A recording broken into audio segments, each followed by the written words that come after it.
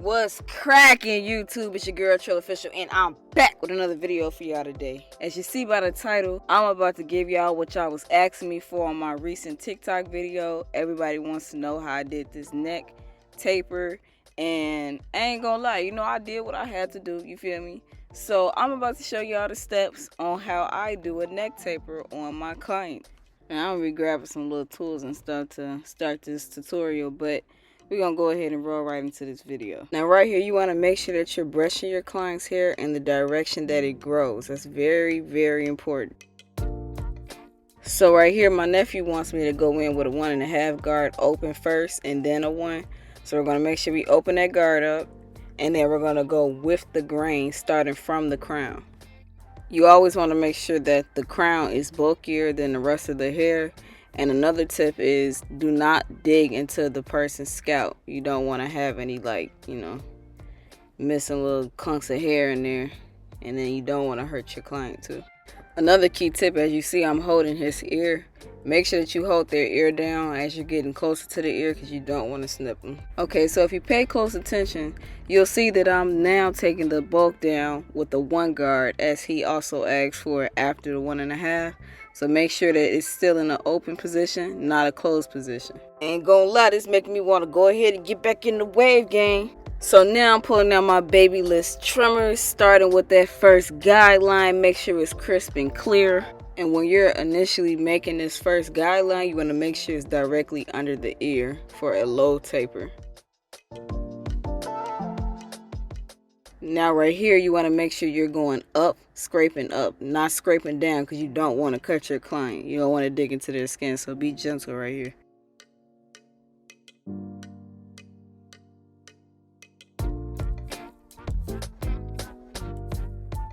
And then once you're done with this process, I don't like hair on my neck personally, so I go ahead and I use one of those little brushes, get that hair off the back of your neck. Okay, so boom, now we at our second guideline, right? We gotta make that next line, right? So you'll make sure you start with the open position, no guard on, and a flicking motion. Go up 1 inch, please. I like to start off with 1 inch. Some people like to start off with 1/2 inch, depending on what kind of taper they want. So I know y'all know what 1 inch is. Come on now. We ain't that old now. But yeah, make sure that you're going up at least 1 inch. Okay, so y'all remember that first guideline we created. You want to make sure with your clipper halfway open that you're taking that line out that we first created. So you see it's gone now, and that's because I was playing with it. And what I mean by playing with it, remember, we want to fade up. So remember to always start with your guard or your clipper open. So now with your third guideline, you want to make sure it's still open. We're taking a 1 guard now and going against the grain, not with the grain, against the grain. So that means it's going in the opposite direction of the hair. Also in this video, y'all gonna see me playing with it a lot, because there's gonna be some dark spots that you couldn't get. And I tell people all the time, make sure you got that brush on deck, because you want to see your progress as you are doing the fade. You can't really see the dark spots that you have if you're not brushing, and also if you're not playing with the guard. You got to make sure that you get all those dark spots out. We don't want no patches, no patches.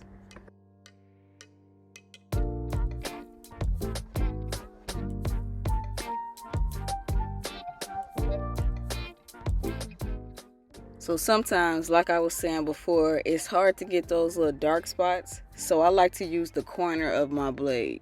That is very important. I learned that the more I started cutting. Of course, in the middle it's easier, but sometimes it's also kind of hard, so I like to use the corner of the blade just so I can get in there a little better.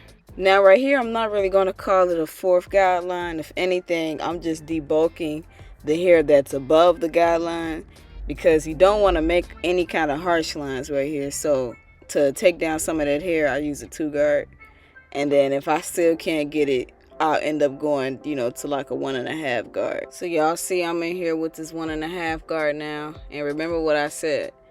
The higher the guard, the less hair it takes off. And honestly, you use the guards based off the length of your client's hair. So clearly, he doesn't have a full head of hair like somebody with curls or even an afro. So when you're debulking, you want to make sure that you watch out for those certain guards, because, in this case, you wouldn't want to use a 3 or a 4. Unless somebody was going from like an afro 2 waves.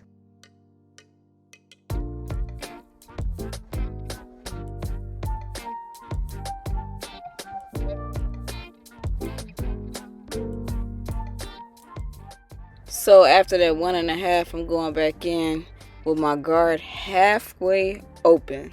I know y'all know what that means. And I'm going in trying to get those little dark spots because I see them. And especially going back and looking, I could definitely see it. Sometimes when you got that light, you really can't see it till you turn it off. But you know, I'm raw. I ain't gonna lie to you. So I could see it. I see it's coming through. Brush them hairs down. Yes, sir. And y'all gonna see that I'm still playing with it. You know what I'm saying? I'm still trying to get a feel for this blend. You know, this is my technique. It may be easy for others. It may be hard for others, you know. So to each his own. This is my technique. If you like it, let me know. If you don't, let me know. I want y'all to pay attention though as I'm opening and closing this guard, playing with it to see how I can get those hairs out. Because some of them was hard. I ain't gonna lie, some of them was tricky. So right now I got it halfway open. And for my fans that wanted to know why I started cutting hair because it was COVID around that time. I ain't had nothing to do. I wasn't working because of how bad it was at work. So I learned a new hobby, and that was cutting hair. And I fell in love with it. Okay, so for the third guideline, sometimes that one guard doesn't get those spots. Even if it's halfway closed, you know, because I know sometimes I'm a little scared to even close it up. So with caution, I like to use a 0 guard. That's the lowest guard there is before you actually have to end up using your clipper. So you want to take out that little dark line in between the 1 guard and the first initial guideline. So for those who didn't really comprehend with that, what I mean by that is, remember the first guideline that we made with our clipper, not our trimmer. Between that line and the second guideline that you use with your 1 guard, you want to go in between those two with a 0 guard to get those dark spots out. And like I said, you got to keep brushing and make sure that you see over those spots. Play with it, you know, make sure you get the little spots out. Sometimes you got to play with that too, just to see if those spots come out.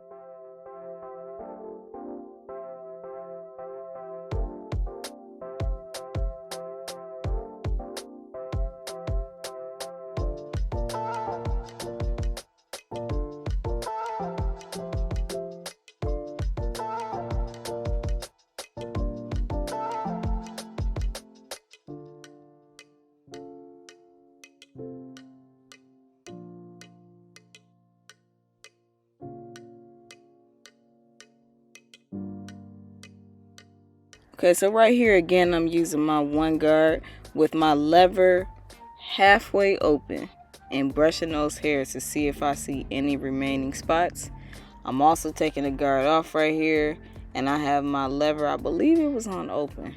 We're going to say open for the sake of it. Because like I said, remember, when it's open, the less hair it takes. When it's closed, the more hair it takes. So you want to start off open and fade up.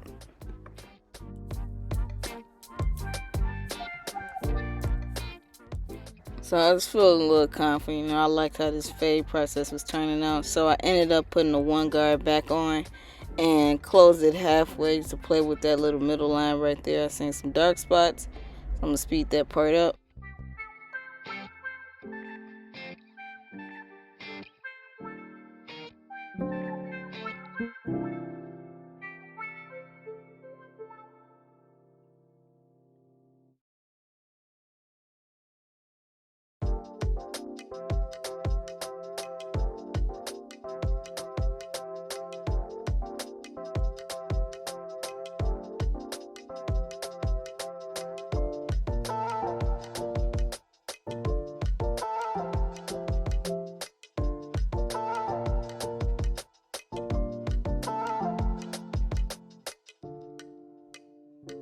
Ooh, look at that boy.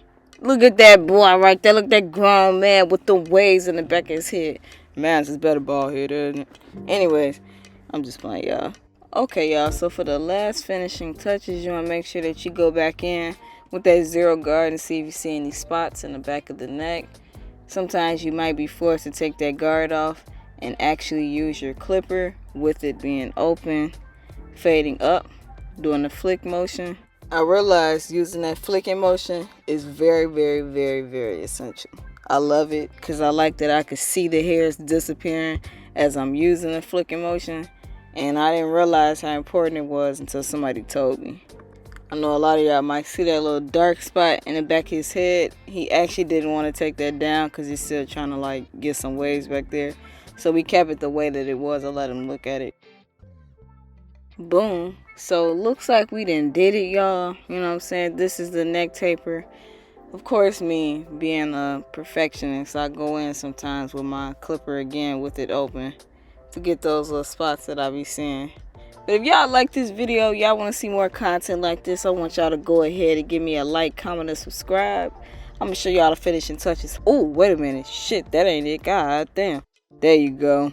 There you go. That boy in the game. Go ahead and get this video a thumbs up. We out of here, Trail Gang. Peace.